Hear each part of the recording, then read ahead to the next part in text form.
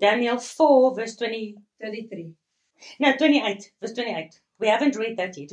We haven't read why King Nebuchadnezzar was, what he did to deserve the curse. Okay. So that's verse 28. We'll get to that now. So he had this dream. He dreamed he was a tree that reached all the way into heaven. We vergelijk. Compared that with the statue that reached all the way to heaven. We compared that with the Antichrist that will rule all the peoples on the earth, that will stand up against heaven. So Daniel then said, King Nebuchadnezzar is this tree, and he's going to be cut down, but not destroyed. Remember, he's going to be bound with steel and bronze shackles almost. And it's going to get wet with the dew and whatever, and it's going to be for 7 years. All this came upon the king Nebuchadnezzar. What's the verse is it? 28. At the end of 12 months, he walked in the palace of the kingdom of Babylon. So it was a year between him getting the vision or the dream and it actually happening. So he had a whole year. And in this year, he started becoming very arrogant again. Because remember, he said he thinks the God of Daniel is the only true God there is. Now he says, the king spoke and he said, is not this great Babylon that I have built for the house of the kingdom by the might of my power and for the honor of my majesty? Remember, in the previous chapter, where the 3 friends were supposed to be killed in the furnace. He said, chapter 3, verse 28, then Nebuchadnezzar spoke and said, blessed be the God of Shadrach, Meshach, and Abednego, blah, blah, blah, that they might not serve nor worship any other God except their own God. Therefore I make a decree, that every people, nation, and language which speak anything against this God of Shadrach, Meshach, and Abednego will be made their houses into a dunghill. So he was giving the honor and glory to God with Daniel in the first place when he showed him the dream, with the 3 friends when they didn't die in the fire, and again with Daniel who showed him the meaning of the dream. Now he says, all of Babylon has been built by my power, for my honor, for my majesty. Ek is God. Ek is God. I am God. While the word was still in his mouth, there came a voice from heaven that said, O King Nebuchadnezzar, to you it is spoken. The kingdom has now departed from you. The kingdom is now taken away from you. And you shall drive, and they shall drive you away from men. And your dwelling will be with the beasts of the field. They shall make you to eat grass as an ox, and 7 times or 7 years will pass over you, until you know what? Until you know what? That the Most High rules in the kingdom of man, and he gives it to whomever he will. So even if you are a Babylonian pagan king, you are not there if it's not allowed by the God of heaven, who rules over all kingdoms of men, but he gives it to whom he please. So when Satan took Yeshua up on the mountain, he showed him all the kingdoms of the earth. And he said, all these kingdoms are given in my hand. Because Satan is the ruler of the world. We've discussed this before. When Yeshua was speaking to Pontius Pilatus, Pontius said, don't you know I've got the power to release you or to kill you? And then Yeshua said, you have no power unless it's given to you by God. So all this will happen to you until you realize, until you decide to believe that it is the God of the heavens that rules over the kingdom of men. It's the same thing that happened with Egypt.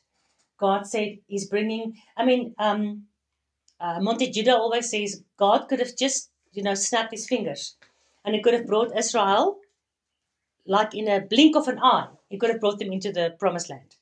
Why did he bring 10 plagues over Egypt? Why did he do all those things?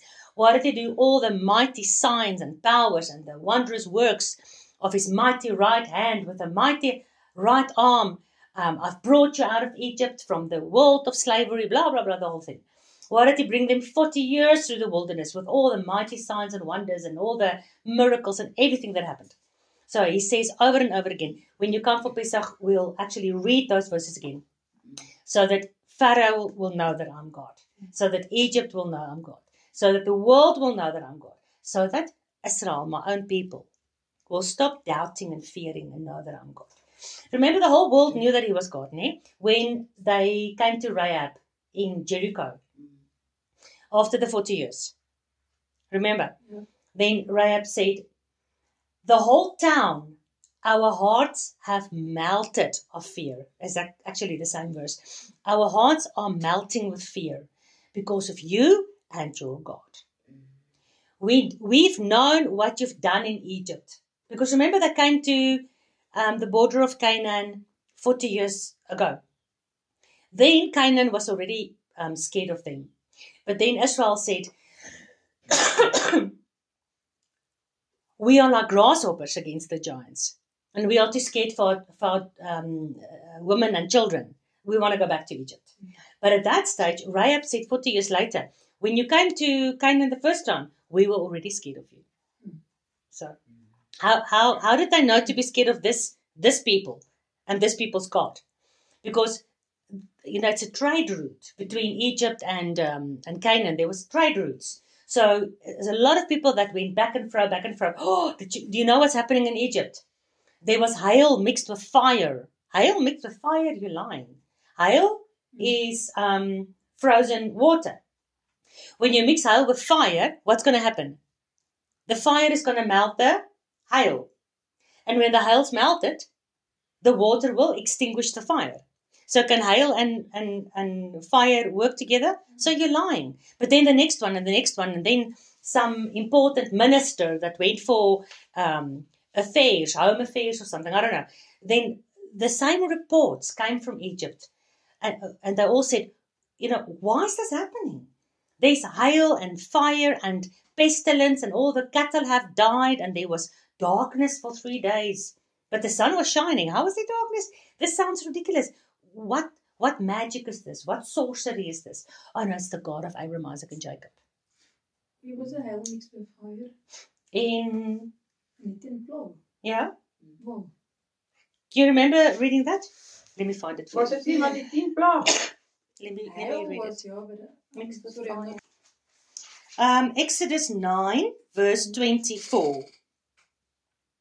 Read for us. Exodus 9, verse 24. Dit is Afrikaans en daar is haal en onophoudelike vuur. Oh, so, there you go. Yeah, did you not know that? Yeah. And then I've done a beautiful Bible study you guys must try to do, where we compare the last 7 plagues of Egypt with the 7 plagues of Revelation. Now, the one where in Revelation, there's also hail mixed with fire, mingled with blood.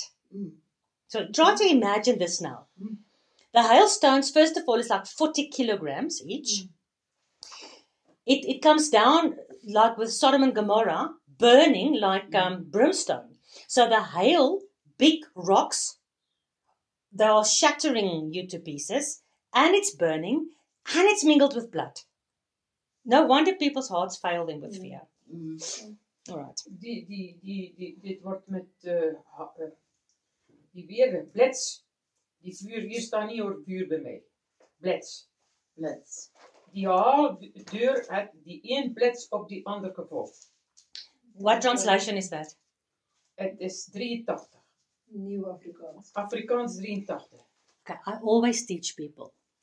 All your new translations, please use them when you go to the toilet. It's very soft. The new translations, the paper is very soft. You can really wipe your ass quite clean with it. Not that here. That's very hard.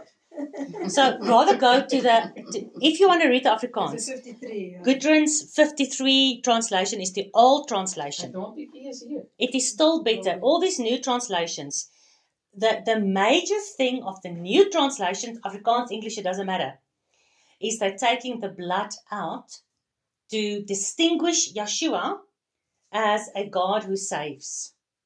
Because the Antichrist is also a God that saves, but not by his blood. But Yeshua in the Bible is the God that saves by his blood. And then all the new translations, you'll read the verses. Some verses, you can't find them, first of all. Half the verses that you find a lot of the verses in the old translation you can't even find in the new translation. And a lot of the words have been totally left out. Especially the blood. Okay, that's interesting, eh? Ja, taal. So both my Bible and your Bible says fire. Ja. And remember, there's a direct correlation with the 7 plagues in Revelation. And there it also says very distinctly, hail mixed with fire. I've never read it actually. This is now interesting. It's very interesting. It is phenomenal. Dit is al, maar nee. 4 Vier nie. And I mean, Dis- it's dis impossible. daaroor. It's impossible. Hail and fire cannot Vers wat is dit? cannot work together. Exodus 9 vers 24. So there was hail and fire mingled with the hail. You see, Ja. Very grievous. very grievous. So as there was none like it in the land of Egypt. Ever before and never It since. became a nation. It's amazing, no? The lightning. Absolute. Okay. No, the fire.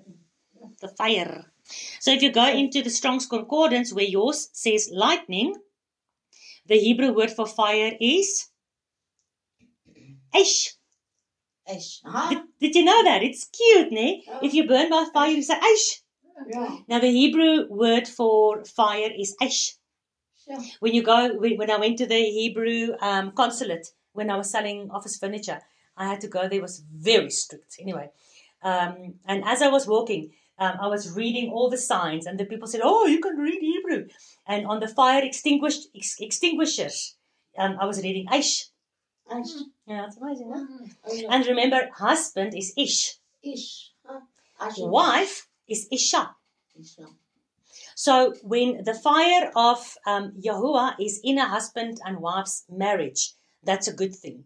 But when the Isha doesn't understand that she comes out of the Ish and she's there as the support and the helpmeet and whatever I've tried to teach you guys at the Godly Women's Conference, ne? If the Ish and Isha relationship is not right, then the Ish, the fire, will consume the marriage. It's amazing. Oh, love it.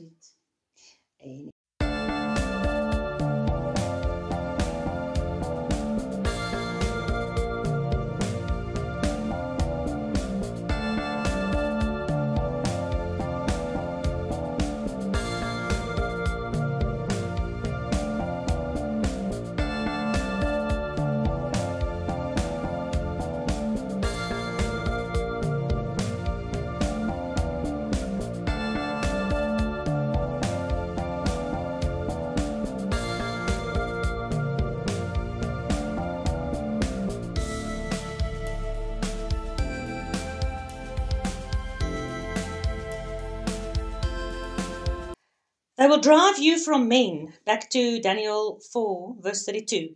And your dwelling will be with the beasts of the field. You'll eat grass, and 7 years will pass over you until you acknowledge that it's the Most High that rules in the kingdom of men, and he gives it to whomever he will. That very same hour was a thing fulfilled upon Nebuchadnezzar that he dreamt about. And he was driven from men. He ate grass as an ox, and his body was wet with the dew of heaven. So remember they said the stump that was cut down will be wet with the dew of the morning. And his body, he was sleeping in the grass like a wild beast. Magnificent, like with the previous session. Magnificent correlation with the Indo beast. High, but you'll be cut down. The pride. The pride. Very prideful, ne? Oh, look at my might and power. It's Ezekiel 28 or Ezekiel 14. I'll double check. Ezekiel 28 and Isaiah 14. One of them talks about Lucifer that was prideful, that was high, that was beautiful, that was perfect. And then God says, but I will cut you down and I will put you in the lowest part of the earth. So remember, he's going to be put into the abyssos, the deep, dark pit, not hell. Abyssos, the lowest part of earth. Not the center part. And his, till his hair were grown like eagle's feathers, and his nails like birds' claws. So think about this. His hair became like, eagle's feathers. Those things are hard and stiff, and long. And So pretty. imagine how he looked. People must have been so afraid of him. And at the end of the days, I, Nebuchadnezzar, this is beautiful. I lifted mine eyes unto heaven, and my understanding, my sanity returned unto me.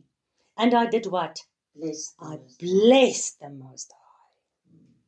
But it had to cost him 7 years of his life. Also 7 years. Also 7.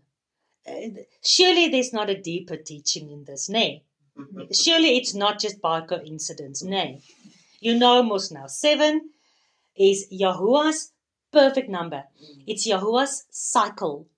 So for a whole cycle, weekly cycle, but also the yearly cycle, there's 7 feasts most in a year, and then also the whole 6,000 years plus the millennium, the whole 7,000 years. Nee?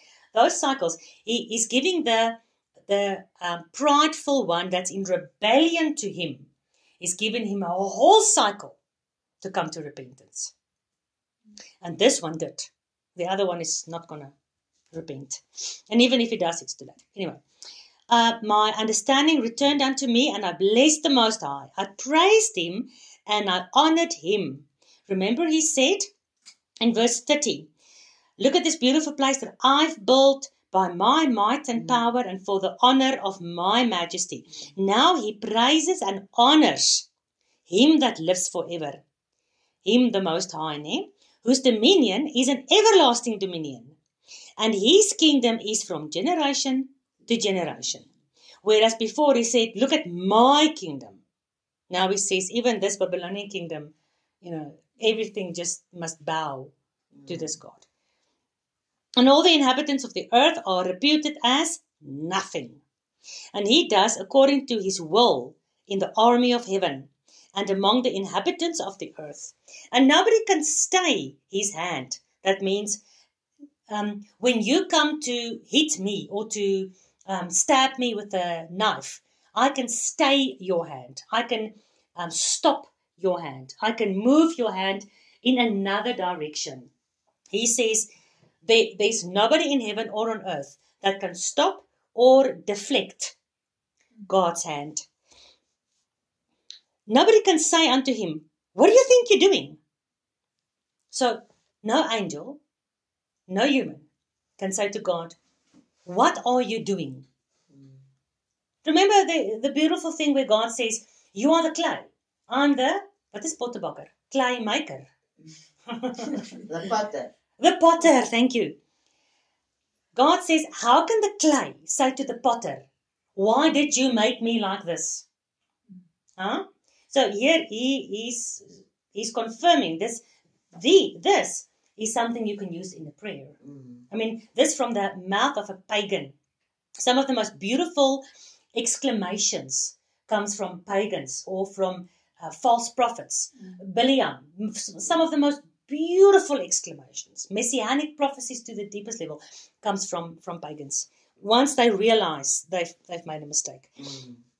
So nobody can say to you, what are you doing? At the same time, my reason, my sanity, my brain, my verstand returned unto me. And for the glory of my kingdom, my honor and my brightness returned unto me. And my counselors and my lords, a lord is like, in the old days you had slaves and lords. Okay. So it's not like he says his gods, his lords, his ministers, his rulers, the barons, the land barons were called lords. They sought after me, and I was established again back into my kingdom. And excellent majesty was added unto me. So it's not like he wasn't in excellent majesty before. I mean, the falling gardens, what is those? Babylon. Vallende tuinen. Vallende tuinen. It's one of Hangende tuinen. Ja, hangende, the hanging gardens of Babylon is one of the 7 wonders of the ancient world. So Babylon was amazing. But now he says, even more excellent majesty was now added. Right. It's a bit like, thinking a bit like Job, that also kind of lost everything, and then afterwards he got so much more. So much more. And then the daughters that was born to him was the most beautiful in the world. They were like Queen Esther times 10. Now I, Nebuchadnezzar, praise and extol and honor the King of heaven, no more myself. All whose works are after truth, and his ways is good judgment. And those that walk in pride, he's able to cut down. So, do we think we're going to see King Nebuchadnezzar in the kingdom Yeah, one I day? was wondering the I same. think I so. think Ja, so. I wonder. Yeah. I wonder. I wonder, I don't know. Said it. Because At the end of his life, he gave who up. says, who knows? Yeah, who You know? knows? Pharaoh also had to say at the end of life, your God is God. Yeah. There's nothing two ways about it. Mm. So, now we are at Belshazzar. So, although Babylon still looks, you understand all of this we've discussed, Babylon looks different today. The king of Babylon is different, but it's still that same statue. It's still that same philosophy, religion, Yes. empire, system that is rooted in the ancient Babylon. So Belshazzar the king made a great feast to 1,000 of his lords and drank wine before the 1,000. So there was 22 girls at your birthday party. Now imagine 1,000. Huh? But here it says, bring the golden and silver vessels which his father Nebuchadnezzar has taken out of the temple, Ja, ek het Yeah. which was in Jerusalem. Yeah, we'll get to that now. Okay. But now think about this, ne?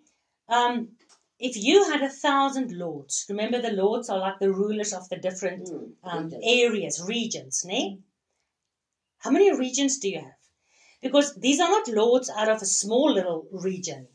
That's why it's just a confirmation to see they really ruled the world. It was a world power at that stage. To have 1,000 lords from different regions all over the place come to you for this festival. It's a massive thing. This wasn't I wonder a how Mickey they Mouse. got to know about it, you know. It's, The postduif. no, it's in the old days. It's like in the time of David. Remember, from the war ground, from the battlefield, Yeah. a guy The came drums play. running. The one guy came running. One guy was on a horse or a mule or something, and then you'll bring the news. It's either written. Remember when David sent Uriah back with a piece of paper that he wrote on, "Get Uriah killed," you know, Yes. but it was sealed with a king's ring. So it was humans that was traveling. Yeah, trade routes. Exactly, the trade Yeah. routes. Exactly. So it couldn't be a far off place. It was sort of Middle East, I think. Middle East. No, even if it's very far. I mean, how did Joshua get to know? How did Joshua's parents get to know they must go to Bethlehem? So the regions of the Roman Empire would go into all the different areas, and then afkondig, they will announce, "Hear ye, you must all go to your birth towns to go and be counted for the census of King Herod of whatever."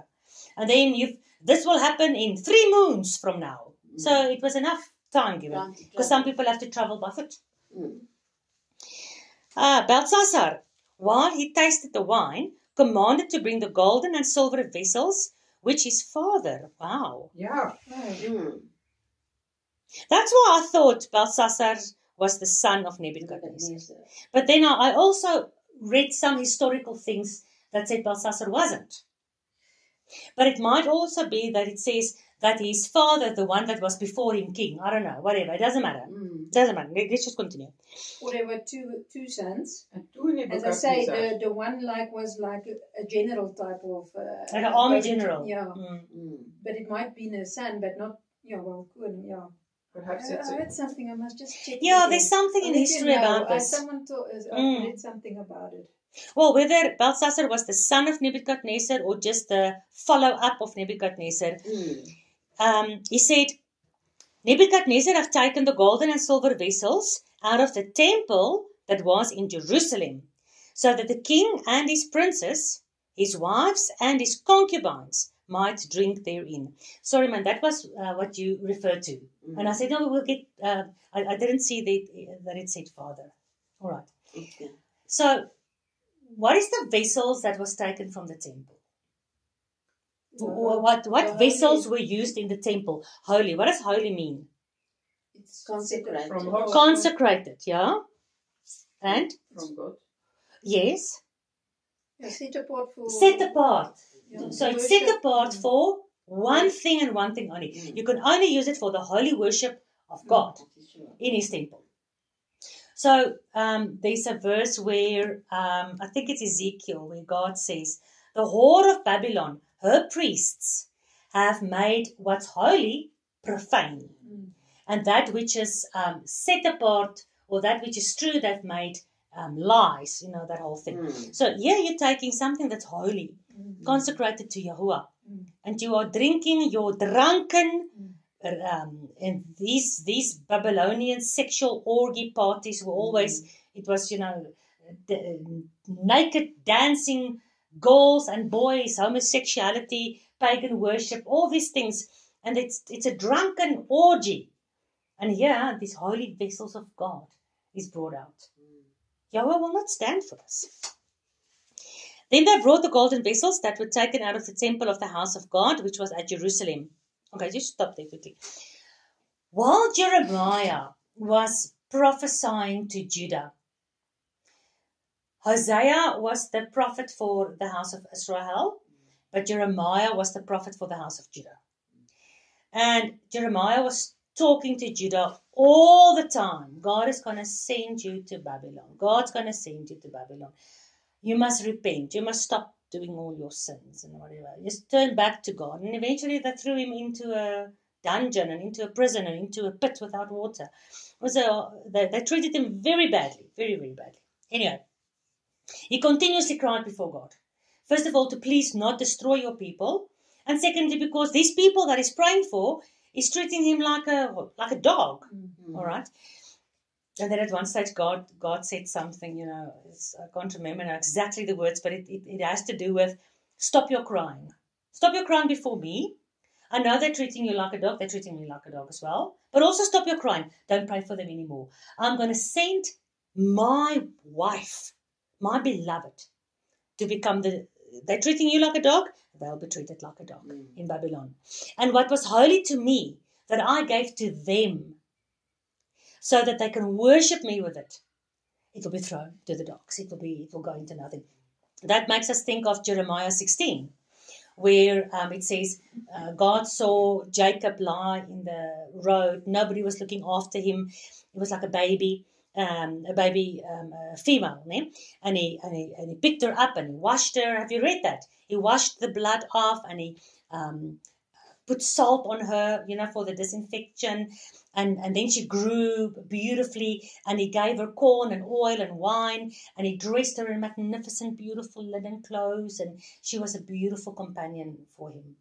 But then she took everything that he gave her, and she used it to fornicate with Egypt and Babylon. So you see this beautiful holy things. God said, my holy things that I gave to you as a present, it will be used in Babylon, in their disgusting whoring of Babylon celebrations and stuff. All right. Then they brought the golden vessels that were taken out of the temple of the house of Yahuwah, which was at Jerusalem. And the king, his princes, his wives, his concubines, all drank from them. They drank wine, and they praised the gods of gold, silver, brass, iron, wood, and stone. So I want to read for you Deuteronomy 4. My favorite prophecy that I never even knew existed. About 15 years ago. And this just explains everything. Okay, Deuteronomy 4.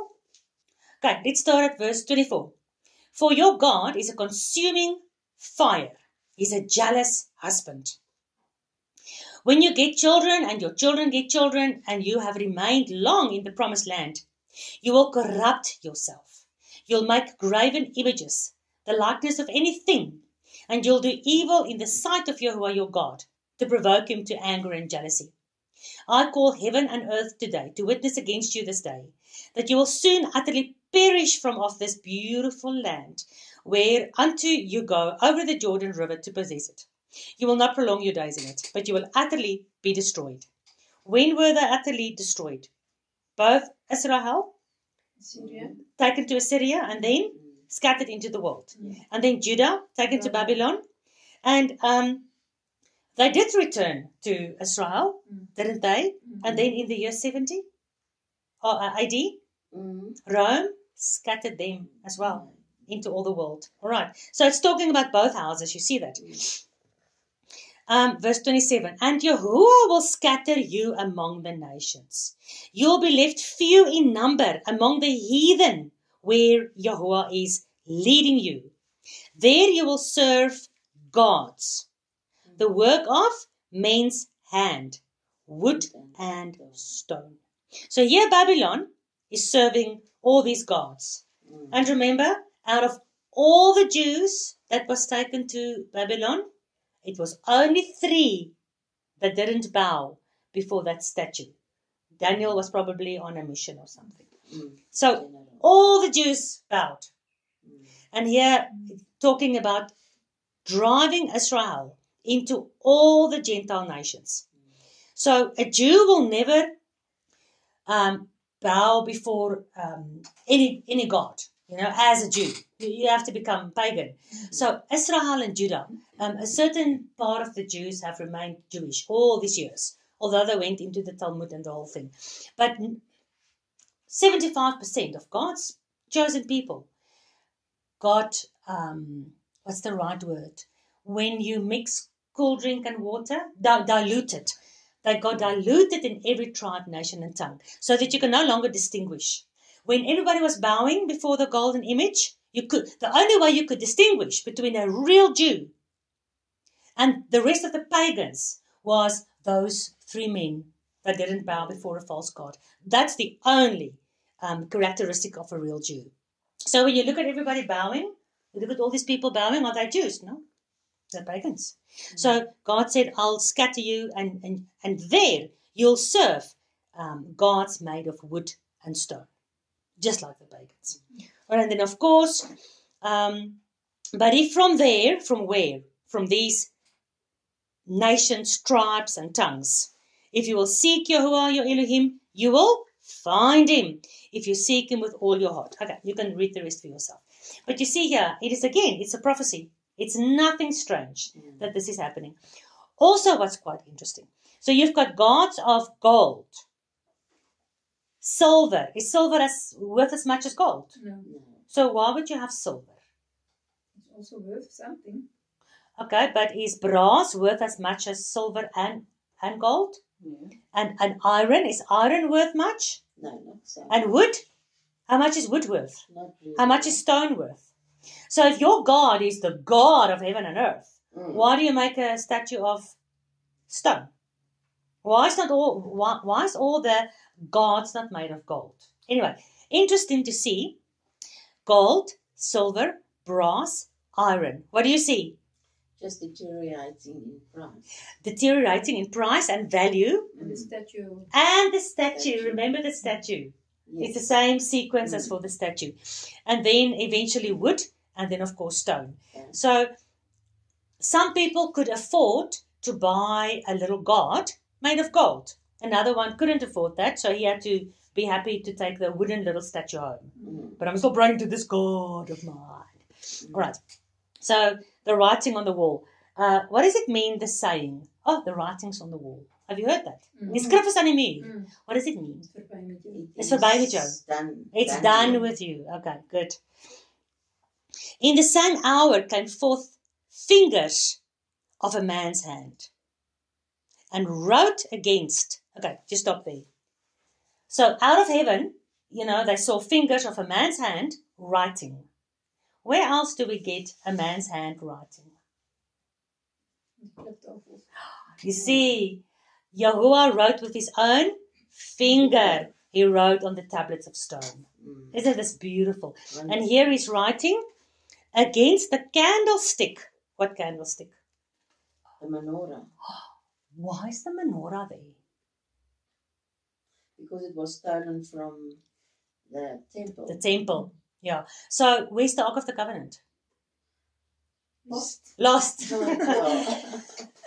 Yeah, Babylon didn't take it. They took everything else. Yeah. So the menorah was standing there, and you can imagine now. Remember, the menorah was big. So, and you also, when you do your historic research, you'll actually find in the Babylonian old historical books, it will show, even on the Arc de Triomphe in France, it shows how Babylon carried away the menorah. Beautiful, very, very interesting.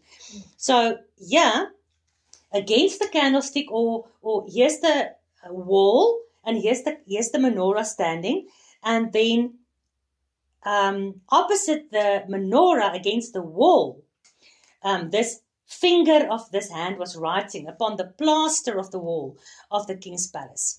And the king saw the part of the hand that was writing. I think I have explained this to you. I can't remember. We've got so many things, especially when it comes to Yeshua cannot be God, right? Because, he was a man and he died and this and that, and he called God the Father and he called himself the Son and blah, blah, blah, blah, blah. All right? Yeshua cannot be God because God isn't on earth. God's in heaven. Even when Yeshua was on earth, God was in heaven. How can Yeshua be God? That's the one thing. Second thing is, how can Yeshua not be God? Because remember, no man can die for the sin of another man. So Yeshua couldn't be just a man. So even before I even read this, it just made sense to me in this way. And I think I did explain to you before, because I believe in the flat earth. You've got the flat earth like this, and then you've got the dome, and then you've got Yahweh as the footstool. The earth is as the footstool. Now, I say, just bear with me. Eh? So it was like Yahweh was putting his hand into this dome. So Yahweh remains upon the earth on his throne. The earth is his footstool. But for that period where he entered his hand into the realm of the earthly nature, that piece of hand manifested in flesh in this earth. So Yeshua is the manifestation of the unseen God. Paul says, God lives in unapproachable light, but here's the mystery of godliness, God manifested in the flesh. But now when people say, God manifested in the flesh, so God died on the cross, so what for that period, who was sitting on the throne? You see, so it becomes difficult to explain, right? So if God left the throne and became Yeshua on earth, then there was no Father in heaven. Then Yeshua was crazy to say, oh my God, why did you forsake me? No, God was on the throne. And his hand it said here, he saw the part of the hand that was writing. The part of the hand of God that manifested in the flesh as Yeshua. While God himself, still God, sits on the throne, yet he's also busy doing things on earth. That's the easiest and best way for me to explain.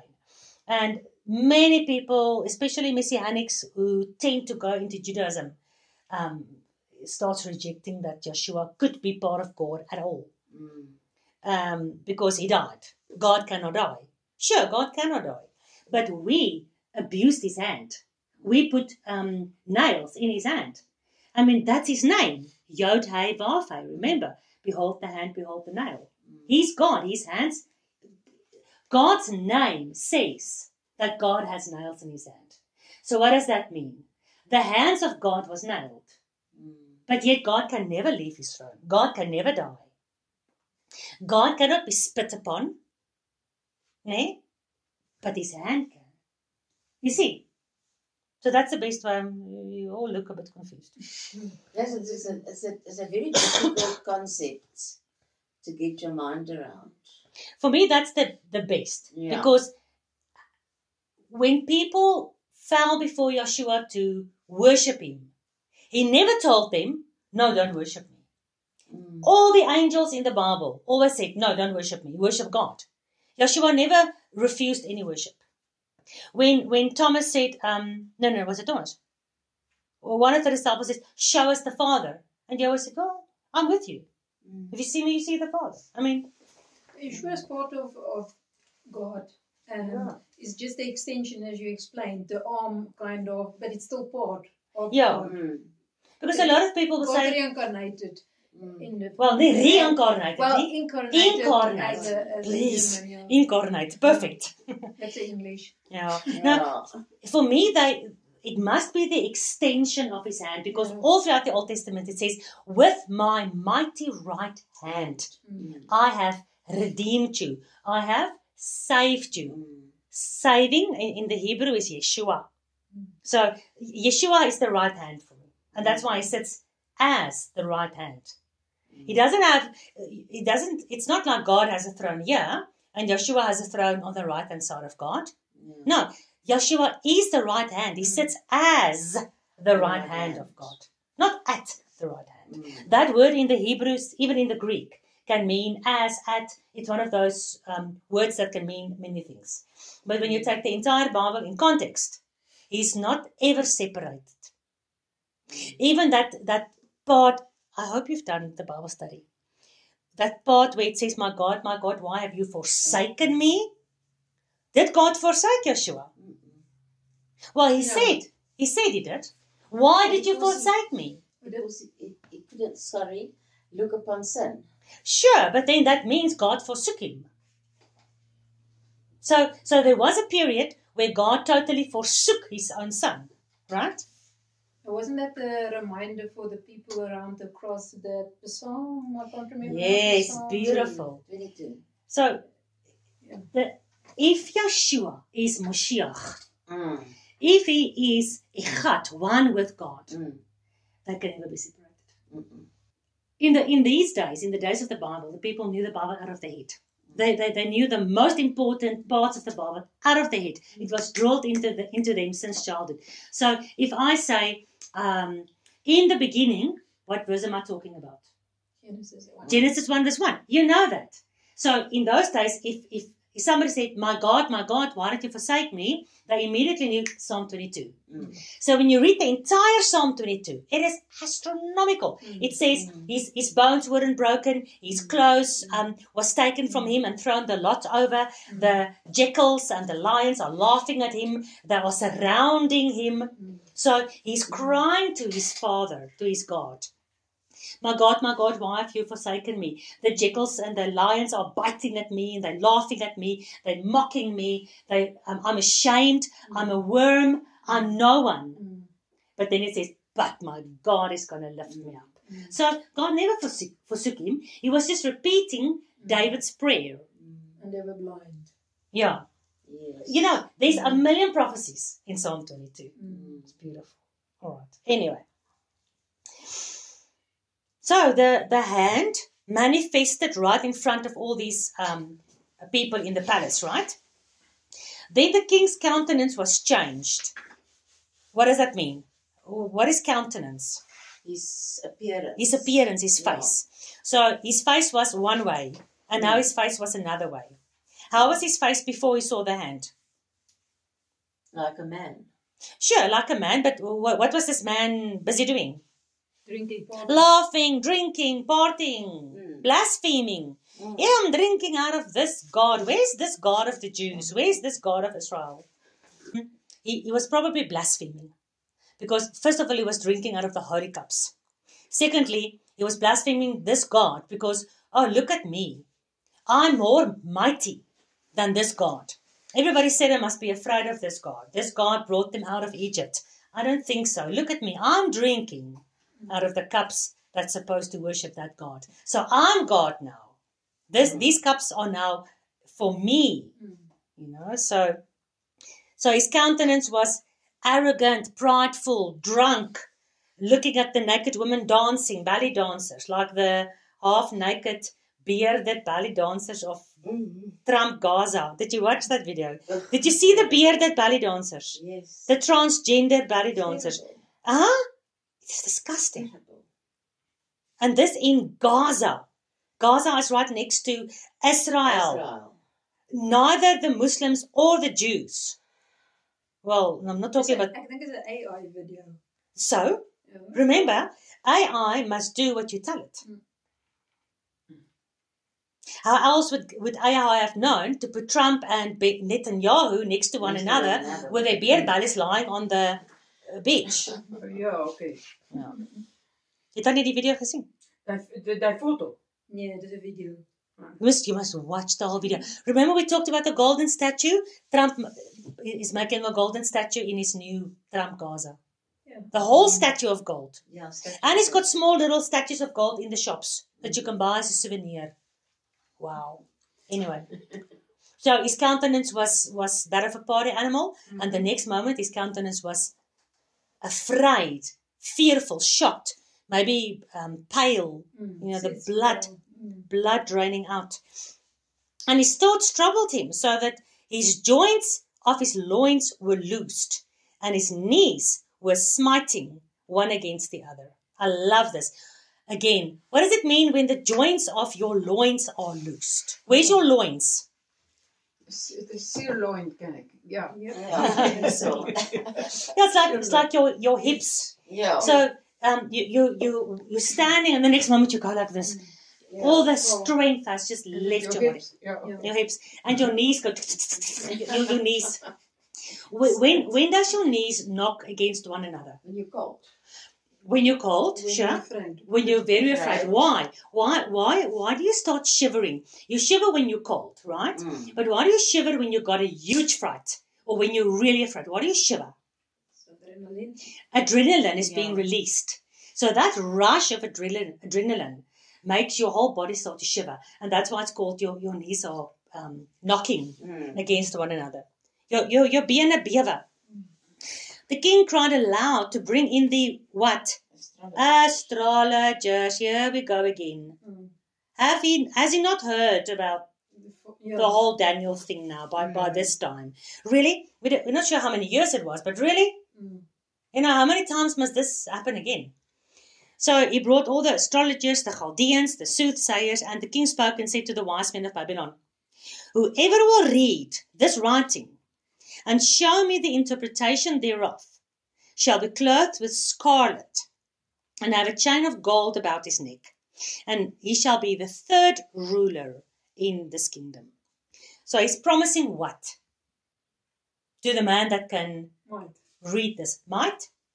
Power. Power. Remember, Nebuchadnezzar was the first king. Then Belshazzar. And now he says that he'll be the third ruler. So he's basically saying, you'll get the kingdom after me. Yeah. He's giving away his entire kingdom. Just to read 2 lines that's written there.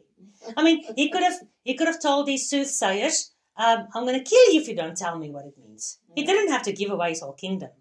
But it was such a serious event that he I don't know, maybe he couldn't think about anything else. He just, like, who was it? King Herod, that said to his daughter when she danced so beautifully, he said, you can ask whatever you want, even half my kingdom. What the hell? You're going to give half your kingdom to a teenage girl? You dance beautifully. You dance beautifully. Then she went to her mother, and her mother said, I want the head of John the Baptist, remember? But the same with Queen Esther. Yeah. Queen Esther said to the king, after he didn't kill her, after the 3 days of fasting, ask of me whatever you want, my dear. I'll give you half my kingdom. Just the day before, they were still fasting, afraid he was going to kill her because she arrived unannounced. Now he's willing to give her half his kingdom. I think it was just a saying. Yeah. I didn't think they really meant it. Then came in all the king's wise men, but they could not read the writing. So it was obviously not written in Afrikaans or English. Babylonian. Or Babylonian, or Chaldean, or Mesopotamian, or what is they always say, oh, these writings are older than the biblical writings. Ephesian. Huh? The Ephesian. Yeah. Phoenician. Venetian. Phoenician. Phoenician. There's something, there was another language, I can't remember. The Chaldean, Mesopotamian tablets, whatever. None of those languages, it was written in none of those languages. Nor could they make known to the king the interpretation thereof. Then was King Belshazzar greatly troubled, and his countenance was changed in him, and his lords were astonished. Maybe they thought he was going to get like a seizure or something. Now the queen, by reason of the words of the king and his lords, came into the banquet house. And the queen spoke and said, O king, live forever. It looks like he's going to die any moment, but she says, live forever. Let not your thoughts trouble you. Don't let your countenance be changed, man. It's not so bad. There's a man in your kingdom. Why does she know? Yeah, she remembers She from came with Nebuchadnezzar. Nebuchadnezzar. Yeah. It doesn't say why she knows, but she knows. It might be that, women spend more time talking also. And it might be that she even had respect for Daniel. There's a man in your kingdom in whom is the spirit of the holy gods. Okay, then why do I have Chaldeans, astrologers, soothsayers, wise men, if the spirit of the holy gods are not in them? Why do I have them? Why do I pay them so much money? Why do they work for me? Why do I give them a place at my table? Why do they live in my palace? If the spirit of the holy gods are not in them, then they can go work in my fields. Why do they have the position of these exalted officers? And in the days of your father, here it says again. That's why I say, I heard a thing like the word Belshazzar is a bit like a Caesar. Yeah. In the days of your father, light and understanding and wisdom, like the wisdom of the gods, was found in him, whom the king Nebuchadnezzar, your father, the king, I say your father, okay. She's just repeated something 4 times, because we are now wondering if the historical thing that says this Belshazzar wasn't the son of Nebuchadnezzar, just to make sure that we must now stop believing that. She says 4 times. I think this is for us today. Whom the king Nebuchadnezzar, your father, the king, I say your father. So, are you happy now? Belshazzar is the son of Nebuchadnezzar, made master of the magicians, astrologers, Chaldeans, and soothsayers.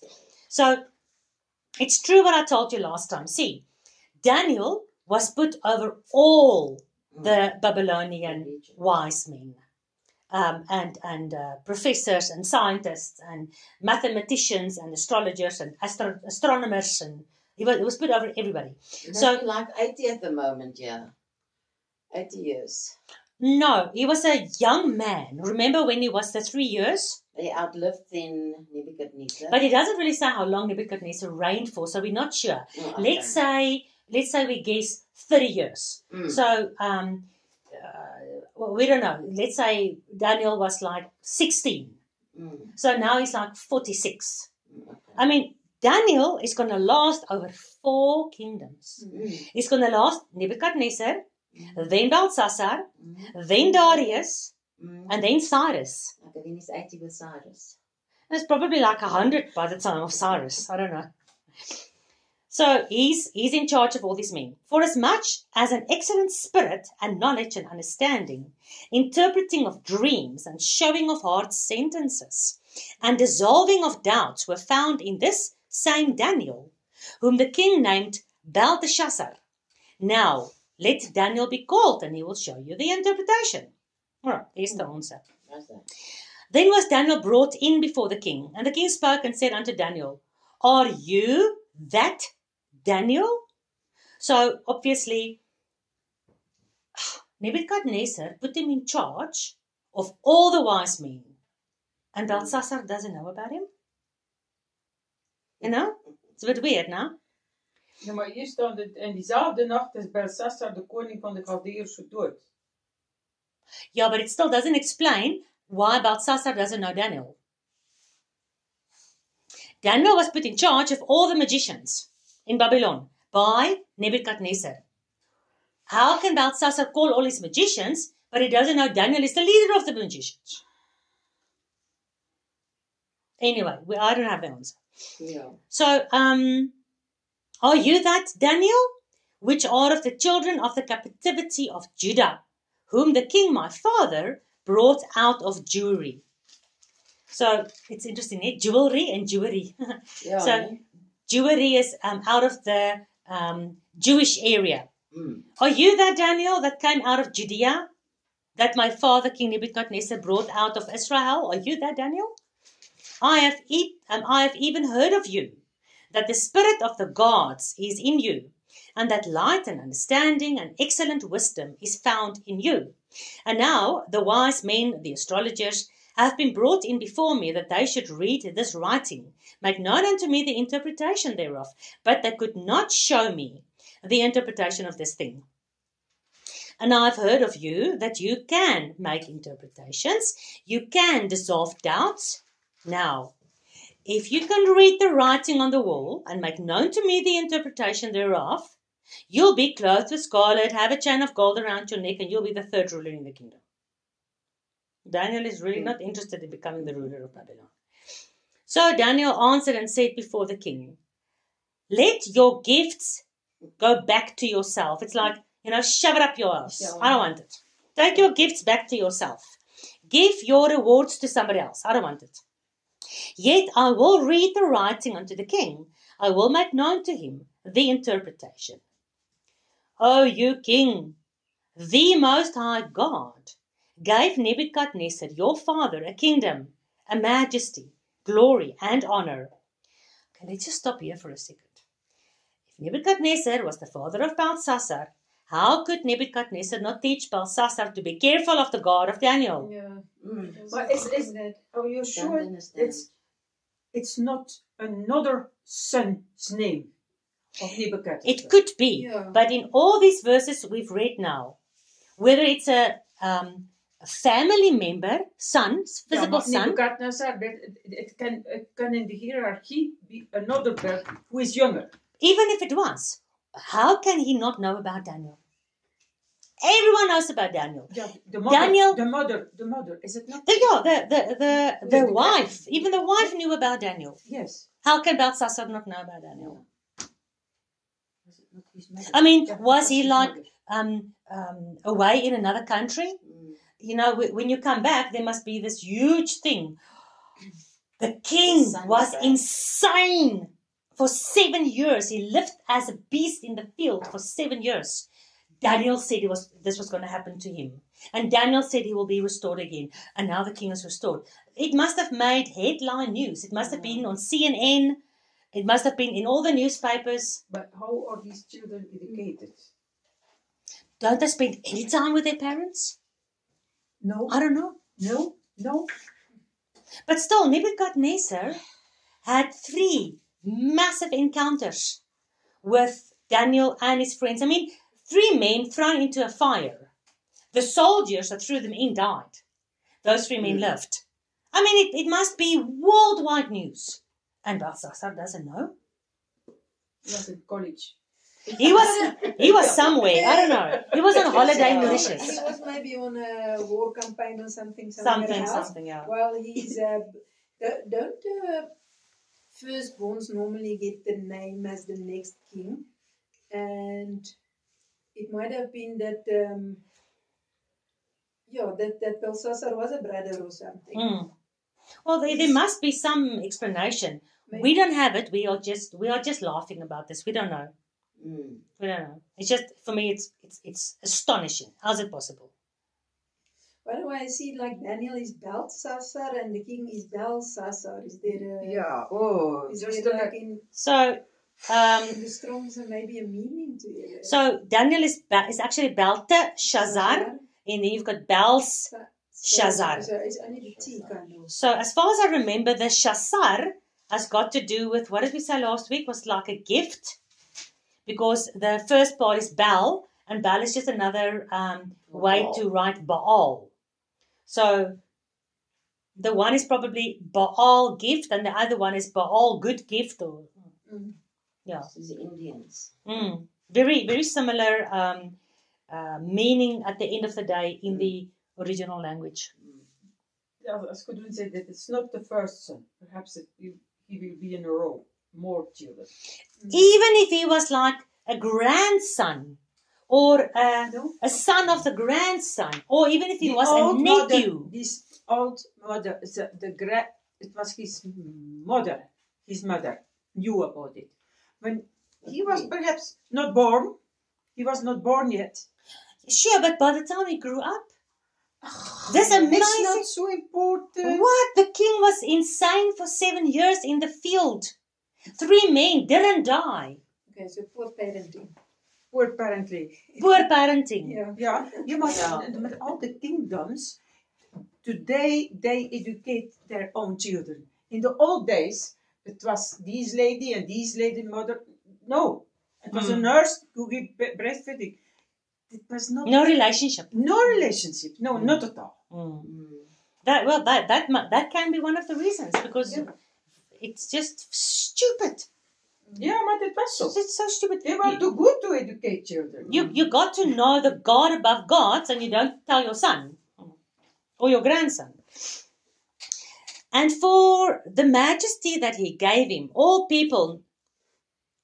You see now, wait now. See, verse 18. Oh, you. This is now Daniel speaking to Belshazzar. Are you king? The Most High God gave Nebuchadnezzar your father a kingdom, majesty, glory, and honor. And for the majesty that he gave him, all people, nations, and languages trembled and feared before him, whom he slew.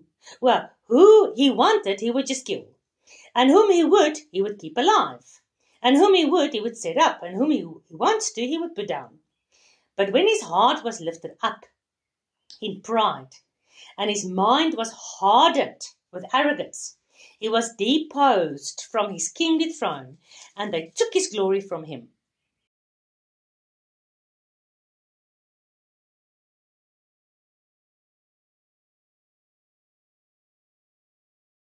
And he was driven from the sons of men, and his heart was made like the beasts of the field, and his dwelling was with the wild asses or donkeys. They fed him with grass like oxen, and his body was wet with the dew of heaven, till he knew that the Most High God rules in the heaven of men, and he has appointed over it whomever he wants. So, even of this thing happening with his father or grandfather or uncle, he didn't know. No. He didn't even know. Perhaps he said he's not right in his head.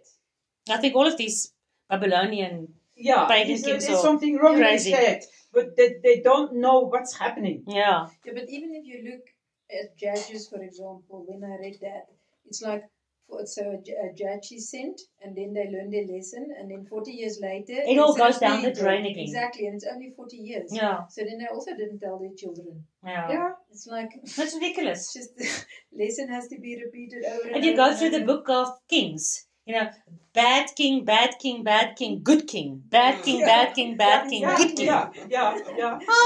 It was stabbing Wow. those people.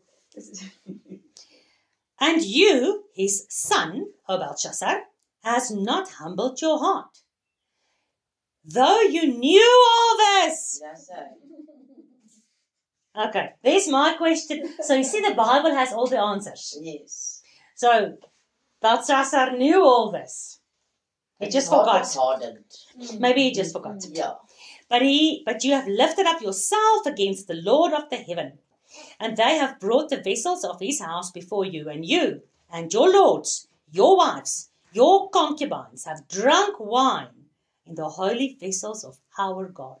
It's a bit like Satan. He also knew God. Yeah. And he still boasted and thought to be better. It's just humans doing the same thing. Yeah. It's just as today. What do you see? If these Yeah. Gaza people, they don't think Yeah. normal. Yeah, something. It's a They screw don't- loose. Yeah. They don't think normal. Yeah, it's like They're it's Satans. nature is the best witness for a creator God. And yet they believe all these other things. So you've drunk wine in them, and you've praised the gods of silver, gold, brass, iron, wood, and stone, which don't see, they don't hear, they don't know anything. Remember that's word for word, Deuteronomy 4. There where I scatter you, you worship other gods made of wood and stone, who don't see, who don't smell, who don't hear. And the God in whose hand your very breath of life is, in whose hand are all his ways, in whose hand are all your ways, you have not glorified him. Then the part of the hand sent from him, and his writing was written. And this is the writing that was written. Mene, mene, tekel uparsin. And this is the interpretation of the king. Mene means God has numbered your kingdom and finished it. So you take into account, you look at the kingdom, and you number it, you count it, and then your counting is over, and it doesn't fulfill the requirement. So it's like I'm weighing all this accounting I've done, but it doesn't add up. So I'm finishing this. I'm closing this book. And the writing says mene, mene. You see that twice. But he only explains it once. Mene. Why is that? It's the same meaning. Just say that again. That's true. It's exactly the same meaning. It's exactly the same meaning. Accent. Why accenting it? For what? There's nothing written in the Bible, some are just for vanity. Or just to say, it's not like we say, thank you very, very much. We can talk like that to put accent on something. God doesn't. If God says something twice, he's got an agenda going on. He's telling us something. Whenever, like when God said, Abraham, Abraham. Is Abraham deaf? Is God calling him twice? God called to Samuel, Samuel, Samuel. Yeshua calls to Yahuwah, my God, are you deaf? My God, my God, ne? There's nothing ever in vain repeated. Think about this now. Come.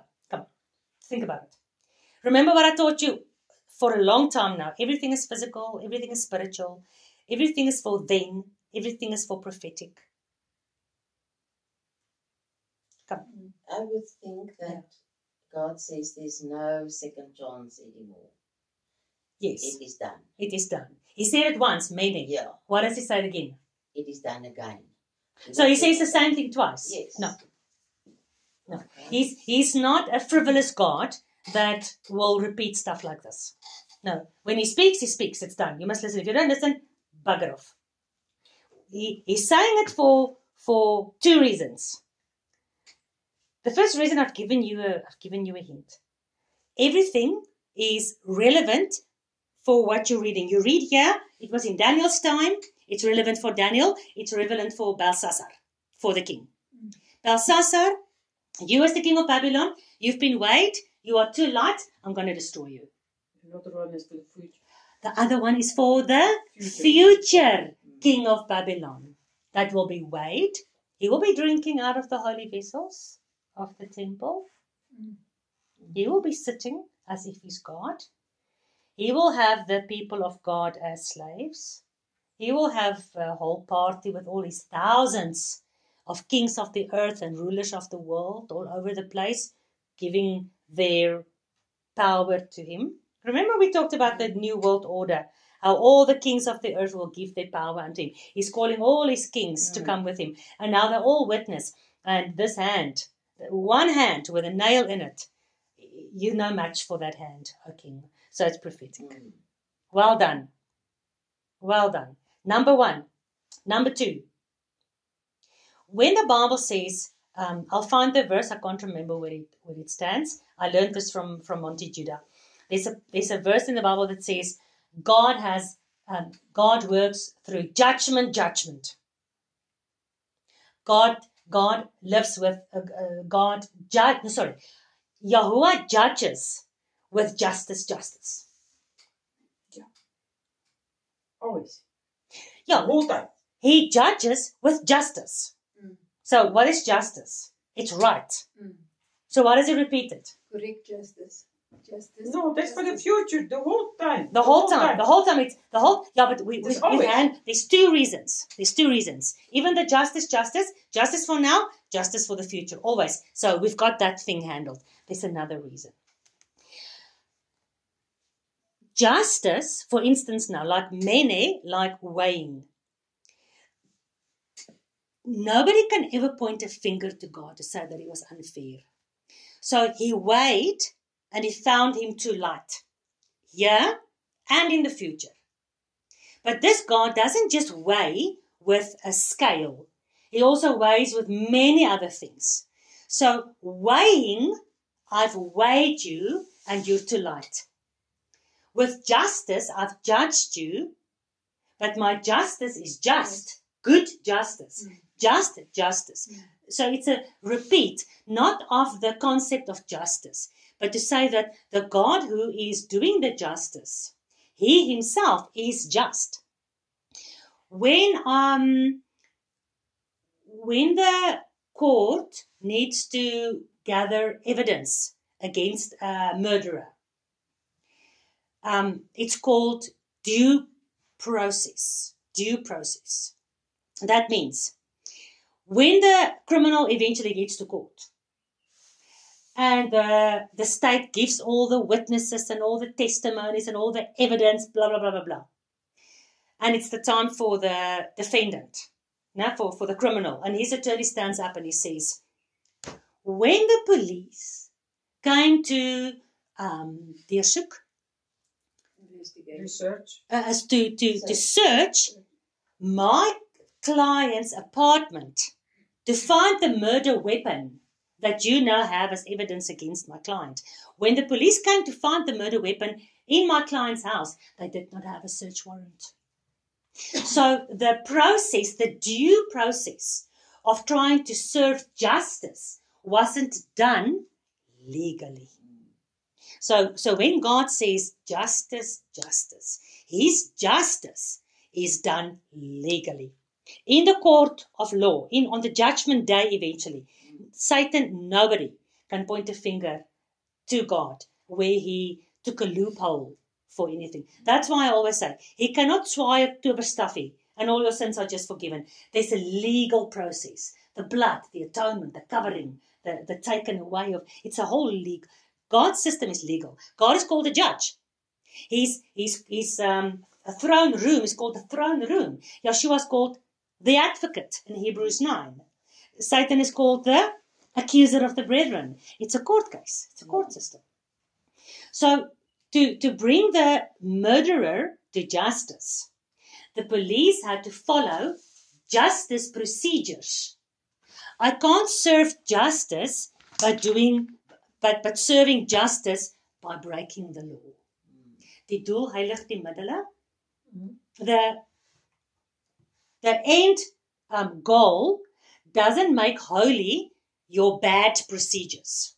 You have to follow good legal procedure even to bring a criminal to pay for his sins. Justice, justice. Many. He did not. Yahweh doesn't make mistakes. So he only needed to count once. But to stand in the court of law, the way in which he counted was also a counting way. So nothing is ever repeated just for no important reason. Die doel wettigt die middelen. Die doel heilig nie die middele nie. Ja, maar die doel wettigt die middelen. Dus you can use everything to come there. Yes, I want to. Everything bad. I want to do a good thing, but in order to do a good thing, to bring a murderer to justice, I use bad ways. Yeah. That's not justice. That's justice here. If the murderer goes to death row, justice has been served, but the means wasn't just. Yeah, and that's not. Yahweh says. Even the means must be right. The law cannot allow for a loophole. Yeah.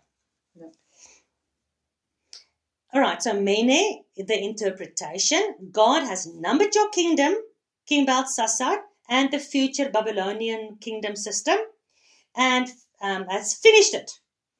Tekel, you are weighed in the balances, and you are found wanting. All right. What is weighing of balances? And found wanting. What does that mean? It's not in balance. How do you get a scale to be in balance? A little bit of that, a little bit of that. Same Same weight. equal weight. If I give you this cupcake and I say it is made of butter and this and this and this, and you take the amount of butter and the amount of sugar and the amount of flour and you put it on this side of the scale, then this side of the scale must be in balance. If this is too light, it will jump up in the air, and the weight this side will bring it down. Then it means I lied. Maybe I didn't use butter. I just klitzed. Oil. I just mixed the eggs so that it was rising a lot. But I didn't actually use butter because there's something missing. All right. So you've been weighed in the balances and you've been found wanting. What does that mean? You are of no substance. There's no value. There's no weight in you. You are light. You are so light that you have been weighed and you are found to be wanting. You are found lacking. There's something short. There's something missing. Your father was weighed for 7 years, and his kingdom was established to him even more excellent. But you, I'm going to finish you today. Perez, the kingdom is divided and given to the Medes and the Persians. Right, so here comes remember the third kingdom. Where are we now? The Medes and the Persians were the bronze. Yeah. So they were next in line on the statue. They were also which animal? You had the lion and then the bear. And then the ox. And the ox. No, I don't know. So remember the Beast. no. No? Then you had Alexander the Great. Oh, then a lion. No.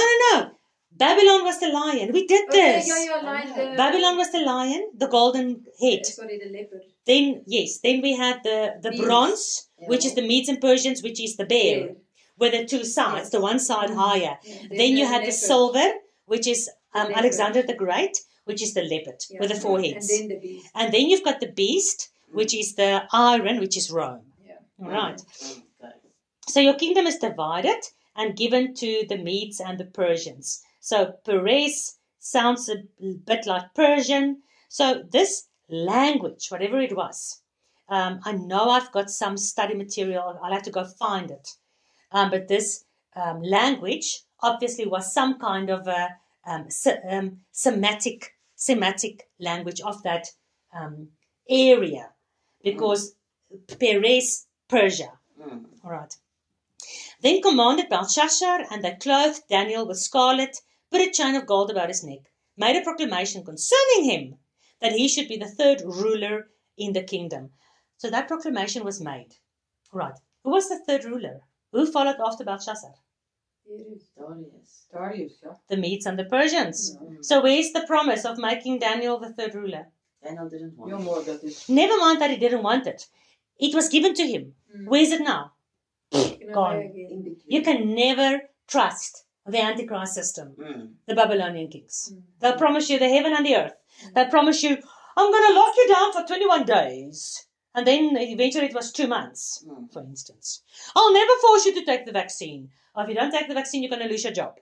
You know, you can never trust these politicians. They're all part of this Babylonian, Greek, Roman system. But he got the rang anyway, so it's just he died. Who? Belshazzar. Well, because God said, I'm counting you, I'm numbering you, I'm weighing you, I'm going to finish you. You are, yes, lig in die broek, man. You are light in your pants. Darius can come in. Yeah. In that night, in that very night, was Belshazzar, the king of the Chaldeans, slain. Well, the Medes and the Persians came in, and then they killed him. Oh. Very interesting story. Babylon was impenetrable. Went through the river. Explain that quickly. Because I got it right. So Yeah, they had you're the right. river going through Babylon. why? Why is there a river going through Babylon? I suppose for the water in the city. Yeah, for the hanging Defense. gardens, And defense. and the fence, Yeah. and the toilets, and the drinking water, and all that. Yeah. So So there were very high walls. walls. They could never break through the walls. So Mm. So they, I don't know if it Was was a the canal. Equators, yeah. Or, no, I'm not sure. Anyway, they directed it into another direction, so they laid it dry. yes, and they was could able. enter. Yeah. Because even if you look at very old movies, you'll also see that there was bars. So the river would go in a canal under the city, through canals through the whole city, but there was bars. So you still couldn't get in through the canal. But the bars didn't go all the way down because there at the bottom you've got mud and water, and the canal was so deep you'll drown or whatever. But they deflected the river, and then the canal was made dry, and they were able to grow underneath those bars to get through. Very interesting. And Darius the Median took the kingdom, being about 62 years old. So how old was he? Is it 32? Die score is It's wat? 20. Ja, Wasn't it? Three score is 20. Wacht, toe score. 3 and 20, what is it? 62. And 2. I taught you this. Yeah, Ik denk de 3 score is score is 20. 60. So he was how old? 62. Well done. Yeah. Well 3 done. score. 3 times 20. Remember the Ja, triple dus is 6? 20 score is 20. Yeah, so 3 Ja, ja. score Ja. is 60 3 and 60. En 20, plus 2, ja, 62. Okay. Nice, nee? Mm. Lovely. Amen. Amen.